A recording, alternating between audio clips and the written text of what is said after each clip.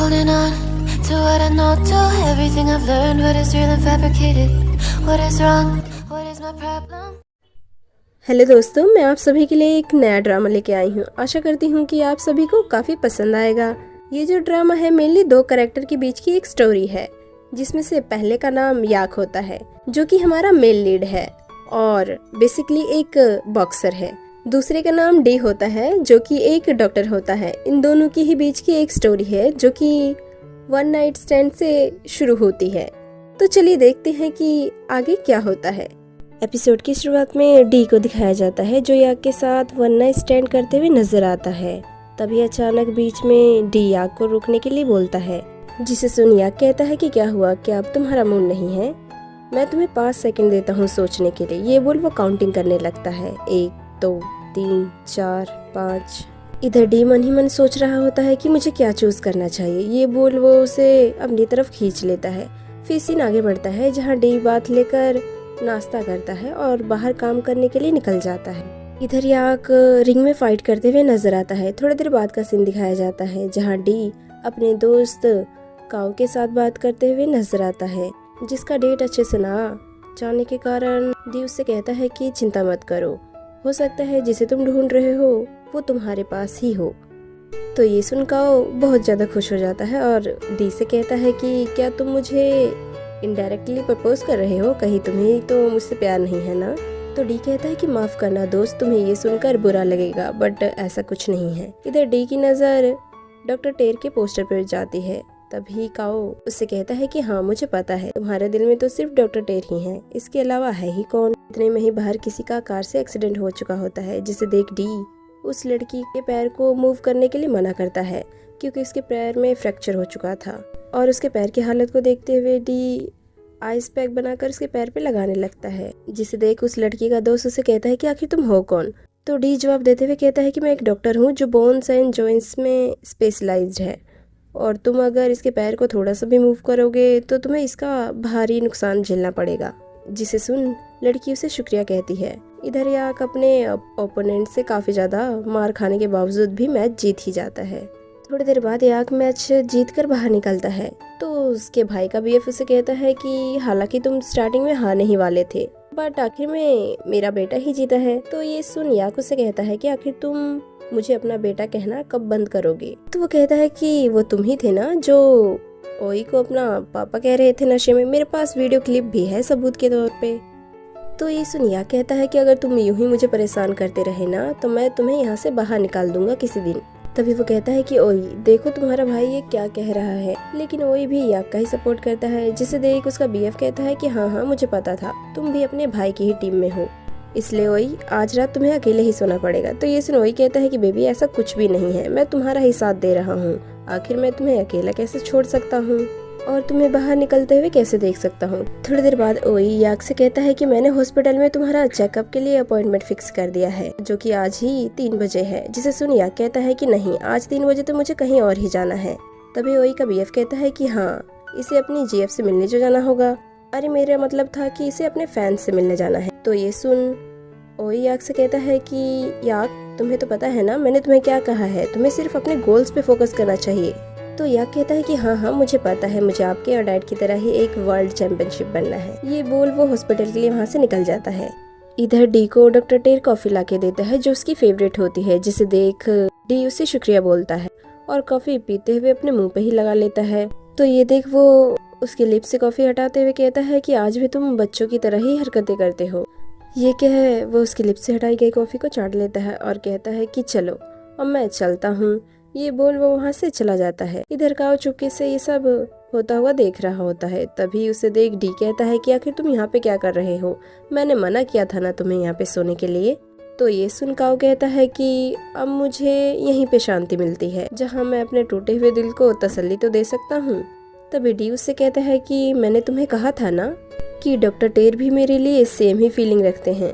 जब हम पहली बार मिले थे तभी मेरा दिल जोरों से धड़कने लगा था, उसके बाद उन्होंने मुझे सेम हॉस्पिटल में काम दिलवाया था अपने साथ, फिर हम सेम ही अपार्टमेंट में भी रहते हैं, यहाँ तक कि वो मेरे खाने पीने का भी काफी अच्छा ध्यान रखता है, जिसे देख मेरा दिल और भी उनके लिए धड़कने लगा है। तो काओ ये सुन कहता है कि मैं भी तुम्हारे साथ ही बगल में रहता हूँ, तुम्हारे ही अपार्टमेंट में, और अगर डॉक्टर टे तुम्हें पसंद करता तो वो कब का तुम्हें अपना बीएफ बना चुका होता। तो डी कहता है कि ऐसा इसलिए है क्योंकि वो मेरा सीनियर है और हम सेम ही हॉस्पिटल में काम भी करते हैं, इसलिए ये थोड़ा उनके लिए अनकंफर्टेबल होगा। इसलिए मैं ही इस 8 साल के रिलेशनशिप को आगे बढ़ाना चाहता हूँ।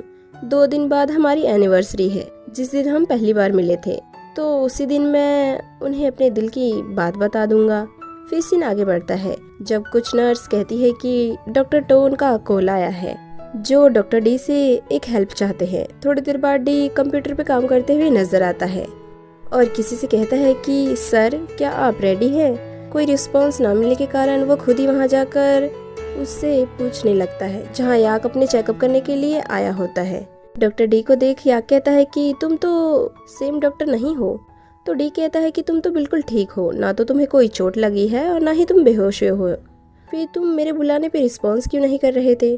तो याक कहता है कि वो इसलिए क्योंकि मैं अपने दोस्त से मैसेज पे बात कर रहा था। तो डी कहता है लेकिन फिर भी कम से कम तुम्हें जवाब तो देना ही चाहिए। अगर तुम रेडी हो तो चलो स्टार्ट करते हैं। लेकिन याक कहता है कि मुझे अभी थोड़ा टाइम चाहिए क्योंकि मुझे अपने फ्रेंड से कुछ इम्पोर्टेंट चीजें डिस्कस करनी है। जिसे सुन वो कहता है कि मिस्टर, बाकी पेशेंट का टाइम भी उतना ही इम्पोर्टेंट है जितना कि तुम्हारा। तो याक कहता है कि हाँ डॉक्टर, मैंने तुम्हें सुन लिया है, लेकिन फिर भी मुझे थोड़ा टाइम चाहिए। क्या तुमने मुझे सुना नहीं? तो ये देख डी उसका फोन छीनते हुए कहता है कि लगता है कि तुम सोशल मीडिया के एडिक्ट हो, इसलिए मैं तुम्हारी इसे छुड़ाने में मदद करूंगा, ताकि जो चीज तुम्हारे सामने है उस पे ज्यादा तुम फोकस कर सको और अपने मूड को भी बूस्ट कर सको। थोड़ी देर बाद डी याक को अपना हाथ ऊपर की तरफ मूव करने के लिए कहता है, जिसे सुन याक एक हाथ को तो ऊपर उठा लेता है बट दूसरे हाथ को पेन होने की वजह से मूव नहीं कर पाता। लेकिन डी को झूठ बोलता है कि उसे बिल्कुल भी पेन नहीं हो रहा है। तो ये सुन डी उसकी चेस्ट पर प्रेस करता है, जिससे उसे काफी ज्यादा पेन होता है। तो ये देख वो उससे कहता है कि अभी तो तुम कह रहे थे तुम्हें बिल्कुल भी पेन नहीं हो रहा है, तो ये भला क्या है? तो याक कहता है कि लगता है कि तुमने मेरा मेंशन किया हुआ रिकॉर्ड चेक नहीं किया है, मैं एक बॉक्सर हूँ। तो डी कहता है कि यानी कि तुम फाइट में नॉकआउट कर दिए गए, उसके बाद तुम्हें सांस लेने में भी दिक्कत होने लगी। तो याक कहता है कि मैं मैच में जीता था और आज तक किसी भी मैच में नॉकआउट तो बिल्कुल नहीं हुआ हूँ। तो डी कहता है कि हाँ ठीक है, चलो अब मैं तुम्हारे lungs and heart beat check कर लेता हूँ। ये बोल वो उसकी हार्ट बीट चेक करने लगता है, जो कि काफी तेजी से धड़क रही होती है। तभी याक कहता है कि तुम स्पोर्ट्स न्यूज नहीं सुनते हो ना, इसलिए तुमने मुझे पहचाना नहीं। तो डी कहता है कि तुम्हारे शोल्डर में थोड़ी क्रेविंग है, उसके अलावा कोई सिम्टम्स नहीं नजर आ रहे हैं। अगर तुम्हें इसका ट्रीटमेंट चाहिए तो मैं तुम्हें दूसरा डिपार्टमेंट रेफर कर सकता हूँ। तो यह कहता है कि अगर तुम मेरे ओपोनेंट होते तो पहले ही पंच में फ्लोर पे नजर आते। तो ये सुन डी कहता है कि मेरे साथ गेम खेलना चाहते हो क्या? हाँ, मुझे बहुत खुशी होगी तुम्हारी मदद करके। वैसे तुम्हारी बातें सुन के तो मैं सच में ही डर गया। थोड़ी देर बाद का सीन दिखाया जाता है जहाँ डी याक की बुराई करते हुए कोई से कहता है कि वो बहुत ही बुरा पेशेंट था, सच में पागल था। तो कोई कहता है कि क्या तुम इससे परेशान नहीं हो कि डॉक्टर टो बार बार काम थोपने लगते हैं? तो कहता है कि हाँ, इससे भी मैं थोड़ा बहुत परेशान हो चुका हूँ। तभी काऊ कहता है कि हाँ, इसलिए जल्दी से अपना काम खत्म करो और घर जाके रेस्ट करो ताकि तुम्हारा मूड भी सही हो जाए। मुझे अपने पेशेंट को भी देखना है। ये बोल वो वहाँ से चला जाता है। इधर याक बाथरूम से निकलते हुए कहता है कि बैंकॉक का फेमस डॉक्टर अपने पेशेंट की पीठ पीछे बुराई करता है। अगर ये लोगों को पता चला तो सोचो वो तुम्हारे बारे में क्या ही सोचेंगे। तो डी कहता है कि तुम्हारे पास क्या इसका कोई सबूत है क्या? तो याक कहता है कि हाँ, क्यों नहीं, इस फोन में मैंने सब कुछ रिकॉर्ड कर लिया है। तो डी कहता है कि मैं तुम्हारा कोई फ्रेंड नहीं हूँ जो तुम मेरे से पंगे ले रहे हो, वैसे जो भी मन है तुम्हारा वो करो। तभी याक कहता है कि मैं इतना भी बुरा नहीं हूँ। हाँ, मुझे भी कोई शौक नहीं है तुम्हारा दोस्त बनने का। आई होप हम फ्यूचर में कभी दोबारा न मिले। ये बोल वो वहाँ से चला जाता है। तभी डी को एक मैसेज आता है जहाँ उसे एक ऑफिस में बुलाया जाता है, जहाँ उनका सीनियर उससे कहता है कि हमारे डिपार्टमेंट को और भी बेस्ट बनाने के लिए हमारे हॉस्पिटल ने एक स्कॉलरशिप निकाली है, जिसमें बोर्ड की तरफ से तुम दोनों को सिलेक्ट किया गया है ताकि तुम अब्रॉड जाकर आगे की पढ़ाई कंटिन्यू कर सको और अपने टैलेंट को और भी ज्यादा बढ़ा सको। इसलिए अगर तुम दोनों में से कोई इंटरेस्टेड हो तो बता देना। इधर याक अपने भाई से बात करते हुए कहता है कि डॉक्टर बहुत ही ज्यादा बकवास था, इसलिए तुम अगली बार कोई और डॉक्टर ही मेरे लिए अपॉइंट करना।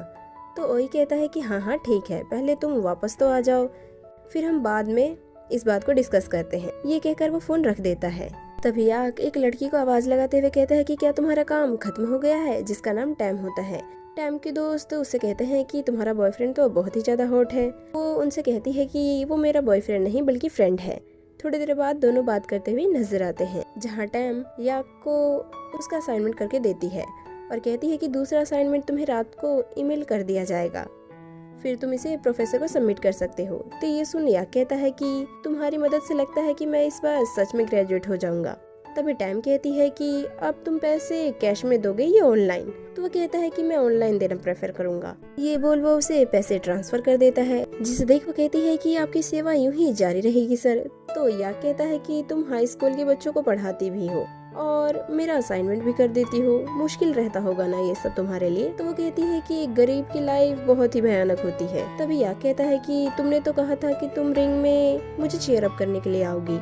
तो वो कहती है हाँ मैंने कहा था कि मैं आऊंगी, लेकिन मैंने ये भी कहा था कि जब मैं फ्री होंगी तभी आऊंगी और हमारे लिए यही बढ़िया होगा कि हमारा रिलेशनशिप यहीं तक रहे।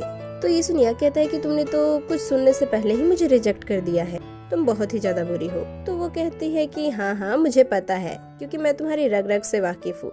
चलो अब अपना काम करो, पिछले पेपर को डिस्कस करते हैं। फिर सीन आगे बढ़ता है, जहाँ डी टेर से कहता है कि क्या आप परसों फ्री हैं? आपसे मुझे कुछ कहना था, इसलिए मैं सोच रहा था कि साथ में डिनर करते हैं। तो वो कहता है कि हाँ क्यों नहीं, मुझे भी कुछ तुमसे डिस्कस करना था। तो डी कहता है कि ठीक है, फिर मैं आपको रेस्टोरेंट की लोकेशन सेंड कर दूंगा। ये सुन टेर कहता है कि ठीक है चलो फिर चलते हैं। ये बोल वो वहाँ से चला जाता है।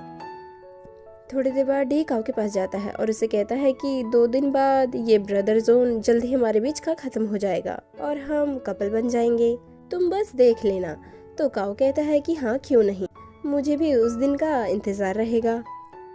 इस स्टोरी का ये पहला एपिसोड यहीं पे खत्म हो जाता है। आशा करती हूँ कि आप सभी को ये काफी पसंद आया होगा।